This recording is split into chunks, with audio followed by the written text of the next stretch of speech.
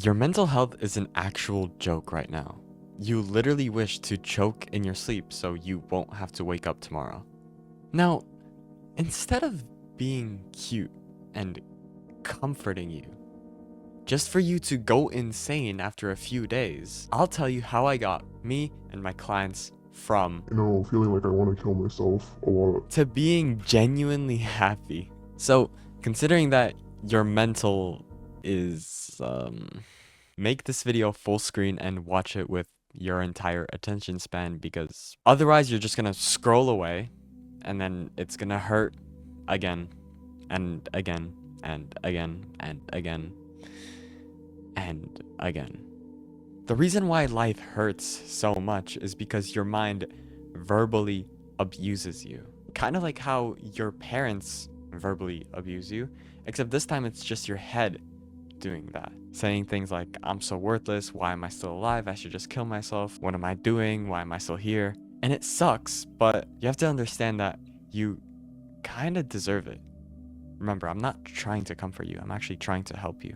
Your life consists of waking up, rotting, wondering where your entire day went, then rotting some more to forget about the fact that you wasted the entire day. You go on video games, porn, anime, binge watch shows with your feet up while eating junk food that makes your skin flare out with acne and be bloated. And you do all of that to distract yourself from the fact that you are honestly pathetic. So it's no wonder that your brain is shit talking you and making existing the hardest thing in the world for you.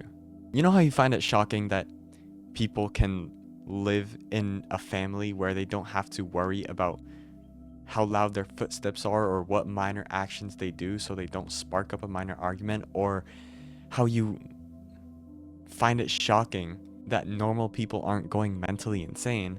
This is the difference on why those other people aren't going mentally insane and why you are. It's not because you have a medical condition that makes you like fucked in the head. No, it's because you're fucking yourself up to where your brain makes life painful through verbally abusing you. So to become mentally stable, you just have to stop deserving that mental pain.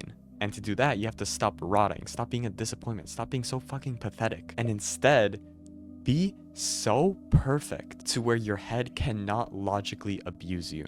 So if you start a business, your brain won't berate you for being lazy and worthless because you're working on a business, and you're not worthless because you're on a mission to achieve freedom through providing value. If you get fit and attractive, your brain won't berate you and bark at how ugly you are when you take off your shirt or when you pass by a mirror with fluorescent lights. This is what makes you mentally stable. Now, I know that you can't just get up and start a business and hit the gym, because the mental abuse drains your energy to where you can't do anything, which is why I always do the vocal reset with my clients, where in the first 3 days, they remove that abusive barking brain, which allows them to not be in a fight or flight mode, which gives them energy to actually do the things that would fix their mental health, like gym, entrepreneurship, study. The way I do this method with my clients is I tell them to just do nothing. Your abusive brain is still in your head because it manipulates you into choosing choices that you end up regretting, like relapsing or smoking or binge eating or scrolling YouTube for 12 hours. All the times your brain tells you, let's just check your phone at the start of every single morning, somehow, some way escalates into, let's go on video games for a little bit. Let's go on YouTube for a little bit. Let's watch this one show, one episode of a show. I'm bored. Let's just binge the entire show now that we're already here, right? Let's get a snack while we watch it, because we have to get a snack, right? Let's just get absolutely fucking fried on carts while we watch this show. And then after you proven to your abusive head that you're a pathetic loser, it absolutely tears you to shreds, calling you worthless, that you should kill yourself and you don't deserve to live. But if you do nothing, you prevent yourself from falling into that path of manipulation. You don't even get on that path of manipulation. And it works so well because you don't have energy to fight that manipulative brain because you've been fucked up for so long. So just don't do any actions. I tell my clients that the simplest way to do this is to just stare at a wall for 4 hours straight. That's it. 3 days, 4 hours straight, staring at a wall and watching paint dry. Because what happens is they don't do anything. Even if their mind tells them that they want to do something productive, like do their homework, right? Or study for the next test, I tell them not to do it because that's the manipulative brain that's been inside of your head for so long, that's been keeping you in this cycle for years. That's that abusive brain trying to get you to do something, get you a little bit tired. Oh, I'll just go on my phone after I did this little productive session, and boom, you're fucking gooning for 12 hours. This is what we prevent when we do nothing. We prevent you from falling into the manipulative trap, and then once you starve out that manipulation, once there's nothing to berate you on because you haven't done anything, you now have the energy to do the habits that would improve the quality of your life, which would make you like your life, which would fix your mental health without any procrastination because the abusive brain isn't there. You build momentum and then you become immune to relapsing because you've built momentum from that grace period. And now your brain literally cannot hate you anymore because there's nothing to hate on. You're locking in, you have momentum, you're grinding towards a life that you actually want to live. Like, does this make sense? You do nothing, genuinely stare at a wall for 4 hours. Don't fall for the manipulation to go relapse. Your brain stops shouting at you because you didn't relapse, so you're not a pathetic loser who should kill themselves. Then you do habits like study, diet, gym, entrepreneurship, while in this grace period, which builds momentum that prevents you from relapsing once your brain tries to manipulate you again.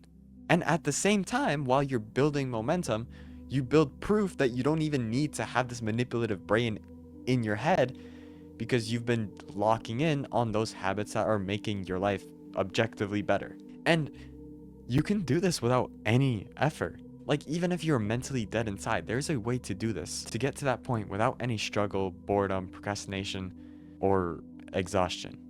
The reason why you feel tired to instantly change your life with this vocal reset is because no matter what, the manipulative brain inside of your head is the one that's making the transition from pathetic to someone who likes their life.